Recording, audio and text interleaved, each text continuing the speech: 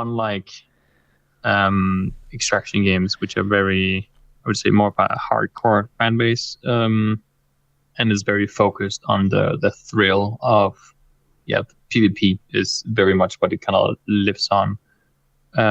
We were inspired by one of the more, or some of the more accessible extraction games, at least. It wasn't like those were the first games we looked at, but we realized at some point that this whole like going to a place and taking it somewhere else was a lot of what you're kind of seeing in extraction games as well.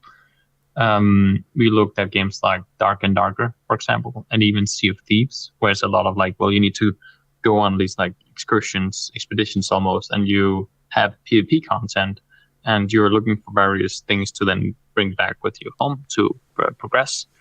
And you're not necessarily there to fight over an objective or be against each other. You're more sense that here's a world with, the rewards, challenges, and other players. And that doesn't mean enemies. You're not competing for stuff.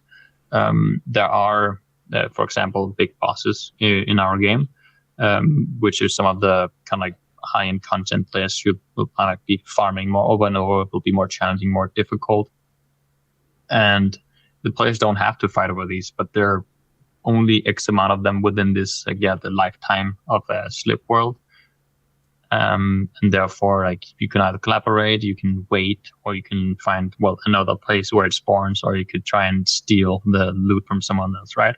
And the overall goal does become this emergent gameplay that you see so nicely in both extraction games, but also survival game. The whole, like, the open exploration, you don't really know exactly what you get, what you play, but you understand the systemics of the world. You know which places you get where, what things you should do to progress in certain ways, and how you should deal with different challenges. But everything is positioned in new ways due to procedural generation, due to players playing the game in a different way, and unforeseen elements, right?